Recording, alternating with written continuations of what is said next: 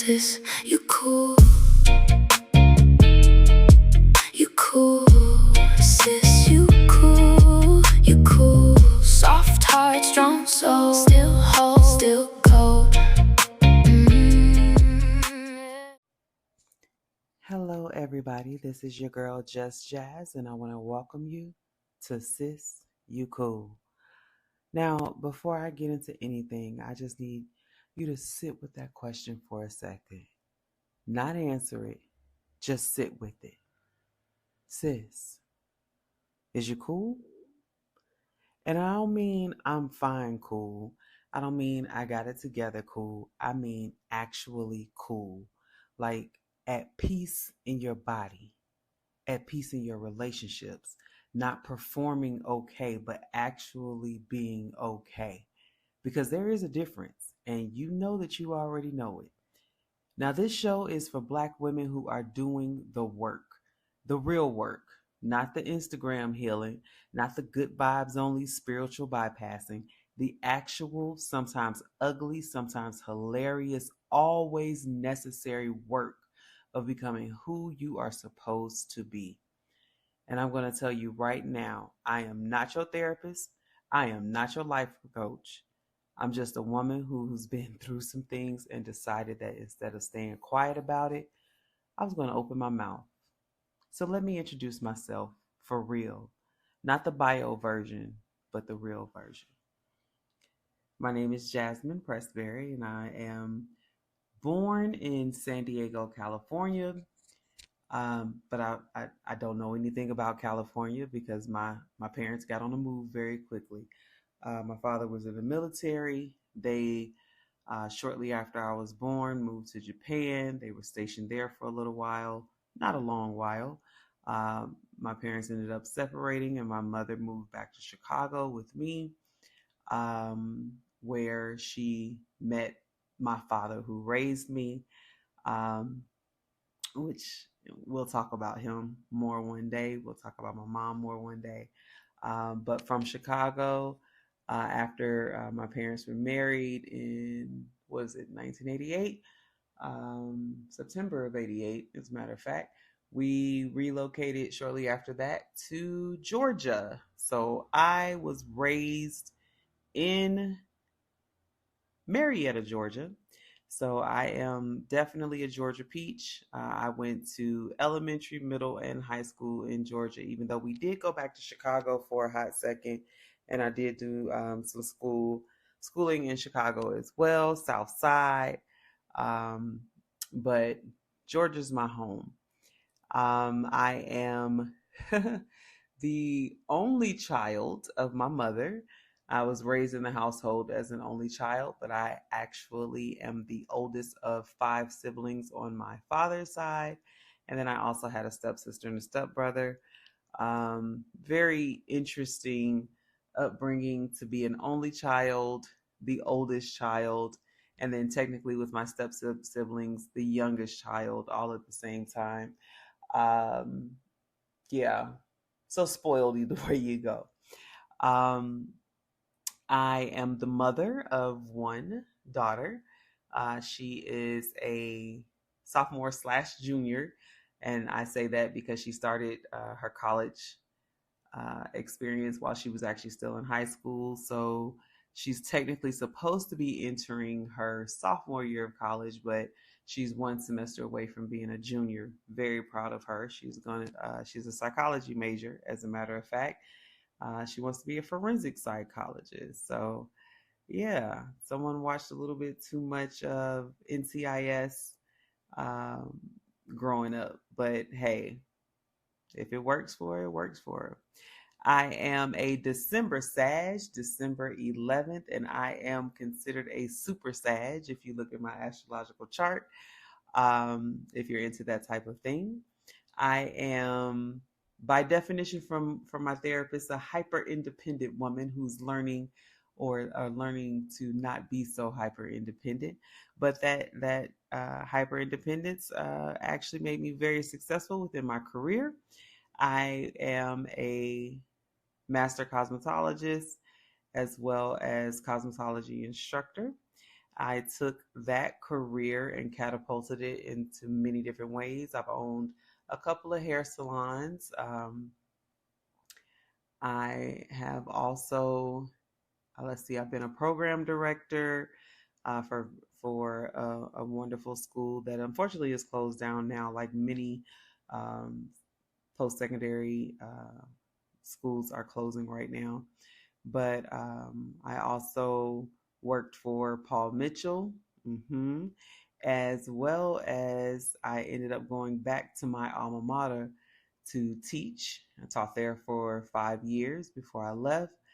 When I arrived, I actually arrived January of 2020. So 3 months after getting there, the world shut down. But during the pandemic, I actually used that time to start to build a licensing program for my students. And when we got back into the classroom, we were able to get that program up and running and approved. And my students started with me as freshmen, and when they graduated from high school, I was able to send them straight to state board to become licensed cosmetologists. So it was really, really dope time, but that portion of my life has come to an end, and we'll talk about kind of how that ended as you all get to know me more. Now, for me personally, I have not lived a perfect life, as no one has a perfect life, but I have lived a good life. And at 42 years old, I can tell you right now that my life, baby, is just starting. I am currently residing in Medellín, Colombia. How I landed here is a story within itself. I'm going to give you the condensed, quick version because a lot of things happened in a little bit of time. And you will learn about me. I move quick when it comes to everything, honey. Okay. So you can't see me, but you will one day. But I have been overweight or was overweight. Let me past tense that, baby, because mama done put in the work. But I was overweight since I was a small child. And when I say small child, that's kind of funny to me. But I would say about 8 or 9 years old. I'll never forget the look on my parents' face. They came back from Georgia to pick me up. I've been staying with my grandmother for the summer. They walked in the house and it was like their jaws dropped. Like, who is this child? Let's just say that my grandmother never told me no. She loved to cook. She also used powdered milk. Does anybody remember powdered milk? Well, baby, that was disgusting, and I didn't like powdered milk. So she let me put vanilla ice cream in my cornflakes, which, if you've never tried it, it's delicious. So, and the meals were plentiful, and I also really wasn't allowed to go outside and play because I was like the only little kid. So I basically set up in the house and ate all the time with my grandmother, which, hey, it is what it is. And I blew up, and that weight never left me. And I actually used my weight as a shield. And we'll talk about that more in future episodes as well. But with that being said, back in October of 2022, I I made the decision for myself that I wanted to do something about my weight.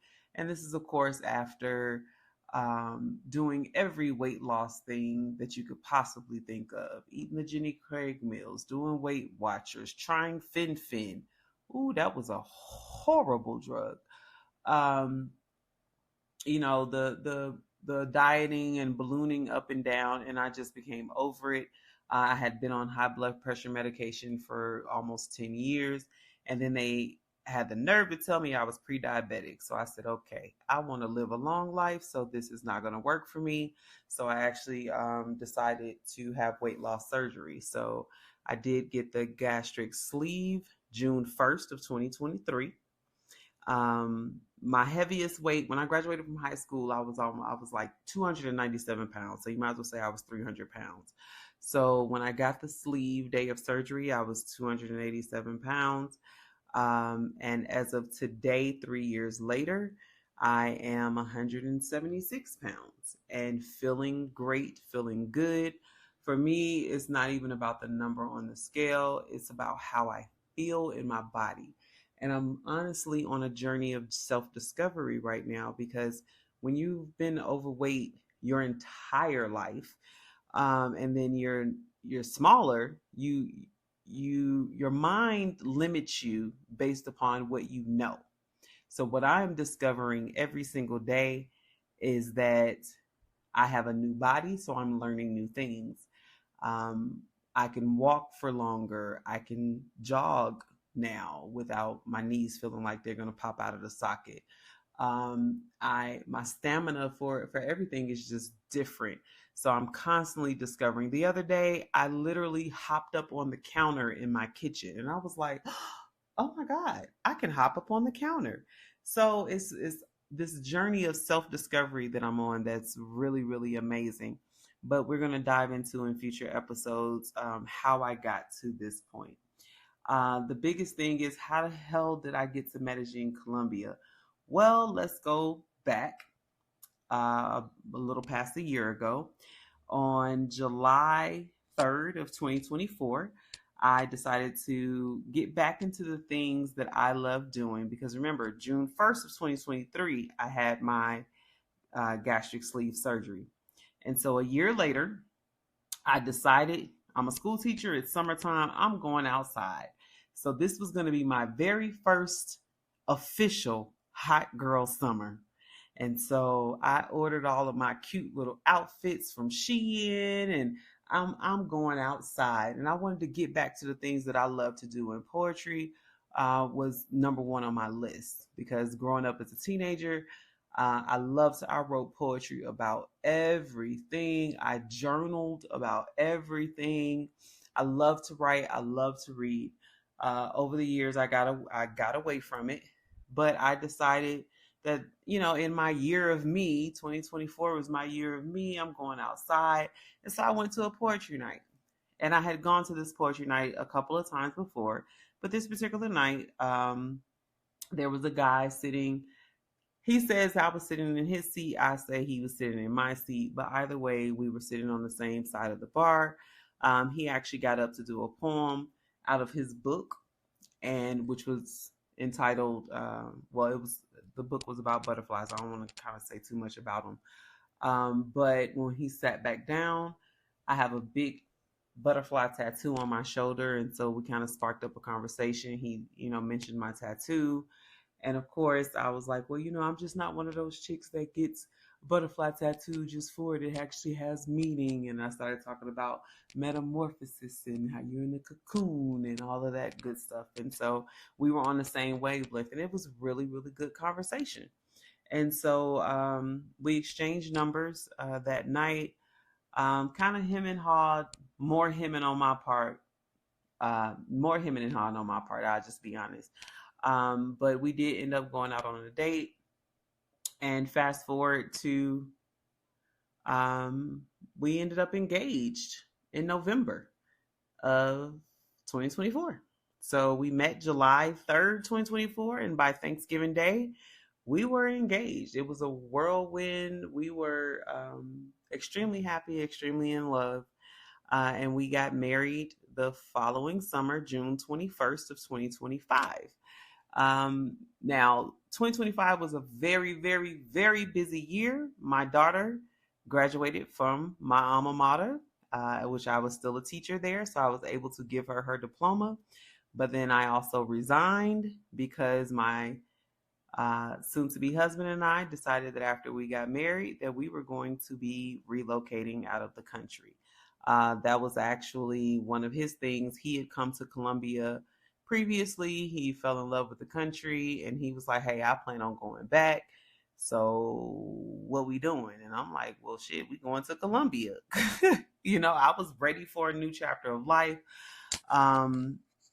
I had just won Teacher of the Year the school year before, and I'm not gonna lie, that was the beginning of my burnout. We're gonna talk about that, because ooh, child, let me tell you, there is nothing worse than being celebrated by your peers while simultaneously feeling like you don't do enough.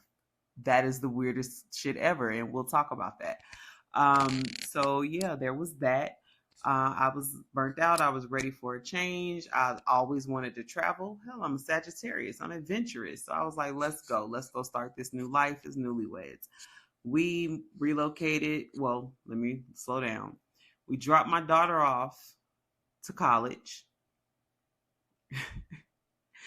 um, her her her first official year on campus. We dropped her off in August, and then September 27th of 2025, we got on a plane and we came to Medellín, Colombia. And we really had a good time. From, I would say, I was completely happy from the time we got here until January. January for me is when it started to shift. And I will say that I did not realize the shift. I knew inside that I did not feel right. I knew inside that I wasn't happy with what was transpiring within our relationship. But I also knew that we had a lot of stressors. We were now in a new country. We were living off of one single income, which was his income. We were discovering things and trying to build a business together, because that was the plan. We were going to come to Colombia. We were going to build a business together, build a brand together, and live our life, And I was honestly thinking that a lot of stuff that was going on was just the stresses of everyday life. So I was trying to, pivot, adjust, ignore, do what I do, make things better. But a lot of things started to come to a head, and things were revealed. And I'm not gonna, like, he didn't cheat on me, he didn't do anything like that, but just the person that I thought I knew was not that person. And I chose to choose myself. And that was the hardest decision that I ever had to make, because I waited until my 40s to get married because I wanted to do it one time. But what I saw transpiring within my marriage, I knew that if this is how we were at the beginning, this shit wasn't going to get no better. So, what was best was for us to separate. Now, originally, when I left, I just wanted to separate. I wanted to take some time so we could recalibrate, figure out what was going on, get some counseling individually, and then eventually as a couple. Like, in my mind, this is what was going to happen. But when I decided to step away, um, I don't know if it was a trigger for him or what, but the person who showed up was not someone that I would ever want to continue to be in a relationship with. So the decision was kind of made for me. But again, do I think he's a good guy? I do. Do I love him? Absolutely. But do I want to be married to him? No, I do not. And that's okay. And I don't feel bad about it. Like, I was tried to be made to feel bad about it, but I don't. Um, and that's okay too. But of course, we're going to unpack a lot of that over these next 12 episodes, or the next 11 episodes, since this is episode 1. But anyway, so now, I am in Colombia. I have to completely start over. And remember, we moved here just on his income. So um, I am now working a 9 to 5 job that, of course, I don't love, but it pays the bills because I have to pay the bills.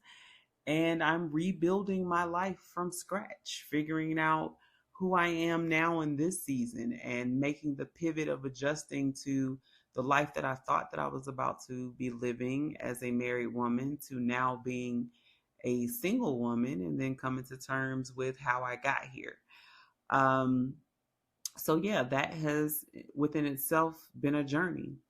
Now, in the midst of all of the chaos, a lot of beautiful things did happen while we were here in Colombia, which is why I'm even sitting here talking to you all today, because Sis Is You Cool is a poem that I wrote, and I wrote it honestly because, long story short, he got into some mess with a woman here in Colombia.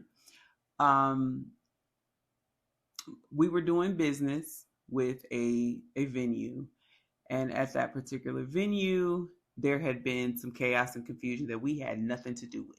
Okay, we weren't even there. We didn't even really talk to the people who owned the venue. This was a situation that happened between this woman and the venue, and it affected a lot of people. And understandably, she was upset about what happened. Well, when you're in other countries, WhatsApp is the way that we communicate everything. So we're in this WhatsApp group, and my husband posted about an event that we had coming up at this venue. And she immediately posted underneath our post, where are we doing Super Bowl at this year? And then she said, not the venue. So I was like, okay, that wasn't necessary. Like, everybody in this group knows that you don't mess with that venue. So the fact that you put that underneath our post, to me, felt like an unnecessary dig. So I sent her a private message and said, hey, I said a lot, but I said it nicely, professionally, cool. Like, hey, I understand that you have beef with this venue. Nobody in the group would have suggested the venue to you. So therefore, I'm going to ask, because we're doing business with this venue, that you kind of chill out. Because the thing about the WhatsApp groups is this: allow people join the groups every single day. So, and when you join the group, you don't necessarily get all of the history, and you're not going to go back to all of the messages. So all of the drama that had gone on with that venue had started to die down. So to me, for you to do that was disrespectful. Like, I understand that you don't mess with the venue. It's a lot of places that I don't mess with, but guess what? I don't go to them. I don't talk to them, but I'm not going to continuously dig. And to me, it came across as a dig. So I reacted to the dig, but I felt as though I reacted maturely, responsibly, but she didn't take it that way. So her response to me was not a very nice response. Okay. So I'm like, all right, at this point, I'm not going to go back and forth with you. We can just shoot. And then, of course, her response is, well, you don't want to go back and forth because you're not getting the response that you wanted. You know what? You got it, sis. I'm going to leave it alone. Okay. Now, I left it alone. My husband, on the other hand, did not. And so he had a tendency to jump into the Facebook groups, saying, oh, not Facebook, but the WhatsApp group, saying way too much, doing way too much. When I would see it, I would ask him not to do it. I would ask him to delete things, but apparently there was more going on than I knew, because I don't spend my time in the WhatsApp groups. I just don't do it. So it turned into a much bigger situation. And I'm going to be honest, because I honestly feel like she attacked me more because I'm the woman, which that made sense, because my thing with him was, why are you going back and forth with a woman?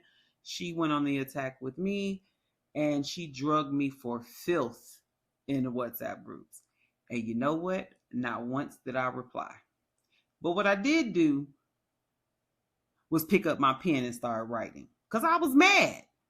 But I was the type of mad where I'm not going to go back and forth with you. One, I really don't even know you like that, but I'm not going back and forth with you. But I am going to take your behavior, and I'm going to channel it, and I am going to write about it. So I wrote about it. The funny thing is, the poem that I wrote at the time was very fitting in my mind for the situation, with it unbeknownst to me knowing what was coming next. So I was asking, sis, is you cool? Because your behavior is telling me that you're not cool. Is you cool? But then as my life started to unravel, I had to look in the mirror and ask myself, sis, you cool? Girl, because you was going through it. So what turned out, what came from that situation was a lot. It was the realization of my place within my own household, where my husband was within his journey, and how it did not align to where I was in mine. It also, a lot of beauty came from it as well, because I performed the piece at a spoken word night that we hosted that happened to be at that same venue. And the venue owner heard it, as well as the DJ and a couple other people who were, some other people who were there.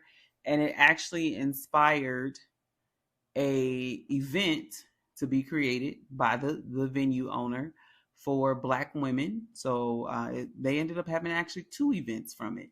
The first event was a brunch. It was a free brunch that was hosted for us, where we all came, we got together. I performed the piece, and we were able to talk just as women. We had a guest speaker. It was a really beautiful event that was hosted, and it all was because of the poem. It got a conversation going. So, and then the next event ended up being a vendor showcase, and we had a speaker there about finances, and I mean, so a lot of good things and relationships were built that came from the chaos. And that's one thing that we do as Black women. We're going to make something out of nothing. And I love the fact that tumultuous situation, it did a lot of things, because honestly, the fallout from that particular situation put a major microscope on my marriage for me. And it made me start to look at my husband very differently. And once I saw him through a different lens, things started to shift, even when I didn't realize that's what was happening. And that's the crazy thing about when a shift takes place, is the shift is happening and you don't even realize it. The things, the boundaries that I started to put up, the conversations that I stopped having. When I realized I'm repeating myself and I'm saying the same thing, and we're having the exact same argument over and over again. I'm done arguing. And if anybody knows anything about a Sagittarius, baby, once we go quiet, you better ask somebody. So, that entire situation really catapulted a lot of different things. Now, the concept and the idea for a podcast, when people heard the poem, that was the first thing they said: you need to do a podcast. Oh my God, this is amazing. This is so good. Da-da-da-da. My thing is, you have to be ready to do certain things. And in that season, because my life was turmoil, and again, me not even realizing that I wasn't happy, because I was just bandaging and moving forward. And I'm like, I'm supposed to be in honeymoon bliss. We're still in the first few months of our marriage. We just got married in June. It ain't even been a year yet. Child, we didn't even make it to our first anniversary.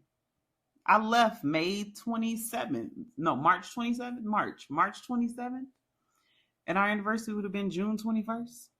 So we didn't even make it to our first year anniversary. Which that was, oh God, that hurt. That hurt. Oh my God, it hurt. But, 'tis life. But I chose me, and I will never feel bad for choosing me, even when they tried to make me feel bad. So anyway, one thing I will say to that woman, and we had a sit down conversation, all of us, which again, that sit down conversation was very tumultuous because of him. And I walked away. Yeah, I think mentally that was the day that I checked out of our marriage, if I'm being honest.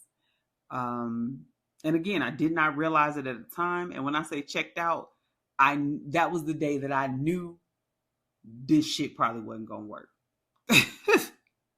Now, was I trying my hardest to make it work? Absolutely. But it was just like the more I tried to make it work, the more he was like, no. And I'm like, I can't keep battling you, bruh. So we had to do what we had to do. Well, I had to do what I had to do. But I will say that I am extremely grateful, and I have said this to him. I'm grateful that he gave me Medellín, because living in Colombia was never on my bingo card. My thing was, I'm going to retire to Jamaica. I love Jamaica. That's my place. I didn't think about anywhere in South America, honestly. And I'm now preparing myself to tour South America. I want to spend all of 2027, not backpacking. Let me stop lying. I ain't putting on nobody's backpack, but you know what I mean. I want to bounce around South America, spend a couple of months here, a couple of months there, for the entire year, and just discover. And yes, I am working on my Spanish. I can understand a whole lot more than I can speak, but we gonna get there, sis. Don't judge. Okay. So, you know, I pray that people get from my story, and as you get to know me and you learn more about me, that you're able to see that you never know what direction life is going to take you. And we all know what they say about plans, baby. Because, honey, this was not the plan. You couldn't have told me that less than a year from when I got married, I would be single again. Well, what? Huh? But I'm finna sit single for a while, and I'm going to enjoy my life on my terms. Because when I really think about it, hell, when is the last time that I've just lived my life for me? Never. As a child, you're growing, you're learning, you're living, you're doing what your parents tell you to do. As a parent, you are making sure that your child is okay. As a spouse, you are making sure that your spouse is okay. But when are you actually just living your life for you? So now, at 42 years old, living in Medellín, Colombia, it is my turn to live my life on my terms. And a part of that is talking to you every week about what we're going through, because I know I'm not in this alone. And I will tell you, Colombia has given me a village of Black women who have loved on me, lifted me up in ways that are unimaginable. Women who just met me. And when I say just met me, most of these relationships from just December, some in January. I just met these women. When I left my husband, a woman opened her home to me, gave me somewhere to live, help me with money, because again, I had nothing. I had absolutely nothing when I left my husband. So only thing I had was my necessity and my desire for peace. And these women circled around me through card parties, so that we can just decompress, and I could just feel loved on. And I mean, I have really just seen the power of Black women. Now, don't get it twisted. Back in the States, I got a crew that is the bomb.com. Okay? Love my girls, and my crew I've always had a small crew. My homegirl Tawana, we've been friends since high school. My homegirl Shar, we've been friends. My daughter's 19 now, so let's see. I couldn't stand her the first year of my daughter's life because she was my child's daycare provider, and my baby liked her more than she liked me. That was a whole thing. We'll talk about that one day. So I would say me and her have been really, really tight friends for at least about 17 years. And then my homegirl Shaterica, we have been friends since college. Went to Alabama A&M together. So I have long lasting friendships that have really served me so beautifully. And to come to a whole nother country and find those types of connections all over again. And I still talk to my crew. And it's funny, in WhatsApp, I got one group that's called the crew.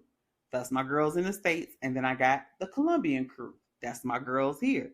So women, we are always finding each other, loving on each other, uplifting each other. And that's what this podcast is all about. That's what Sis You Cool is about. I want to make sure that you cool. And some days I'm going to ask the question and I might not be cool, but I am going to tell you the truth about what's going on. So the village that I found here, they covered me. I want to cover you. We're going to cover each other and we're going to talk about it. Okay. Now, like I said, I'm a 42-year-old woman rebuilding her life on a new continent after a marriage that moved at the speed of light and ended at the speed of truth. I'm not broken, I'm not bitter, and I'm not behind. I'm just in the middle of it. And I think that that's okay. Now, every episode this season is going to go deep on one of the questions that the poem, my poem, Sis Is You Cool, was already asking.